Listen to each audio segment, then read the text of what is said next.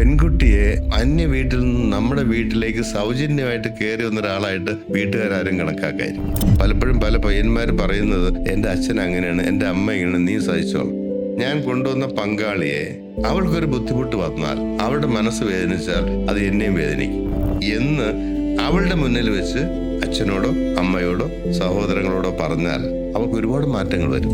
പല പുരുഷന്മാരും പല ഹസ്ബൻഡ്സ് എന്നോട് പറയാറ്, അത് ഞാൻ പറയാറുണ്ട്, ഒറ്റയ്ക്ക് ഞാൻ രഹസ്യമായിട്ട് അച്ഛനോട് പറയാറുണ്ട്. ഞാൻ പറഞ്ഞ രഹസ്യം പറഞ്ഞതിന്റെ കാര്യമില്ല, അവൾക്ക് ബോധ്യമാവണം. നീതി നടപ്പാക്കിയാൽ പോരാ, നീതി നിർവഹിക്കുന്നു ക്ലയന്റിന് തോന്നണ്ടേ. ആഹാരം വിളമ്പുന്ന സമയത്ത് തന്നെ വ്യത്യാസമായിട്ട് വിളമ്പുന്ന വീടുകളുണ്ട്. സ്വന്തം മകന് ചില ഫുഡ് അതെ, ഇത് നോട്ടീസ് ചെയ്യുന്ന പെൺകുട്ടികളുണ്ട്. വളരെ കൃത്യമായിട്ട് ചെറിയ കാര്യം പോലും അവർ നോട്ടീസ് എന്നോട് പറയാറുണ്ട്. അപ്പോൾ അവിടെ തന്നെ ഒരു പാർഷ്യാലിറ്റി വന്നു കഴിഞ്ഞു. അവളൊരു വ്യക്തിയാണെന്നും അതുകൊണ്ടാണ് ഞാൻ പറയാം, അവൾക്ക് പ്രാധാന്യമുണ്ട്, അവൾക്ക് ബഹുമാനം വേണം, എല്ലാ രീതിയിലുള്ള കാര്യങ്ങളും അവിടെ വേണം. സ്വകാര്യത വളരെ പ്രധാനമാണ്. ഇതെല്ലാത്തിന്റെ ഉത്തരവാദി ആരെന്നറിയാം, കെട്ടുന്ന പയ്യനാണ്.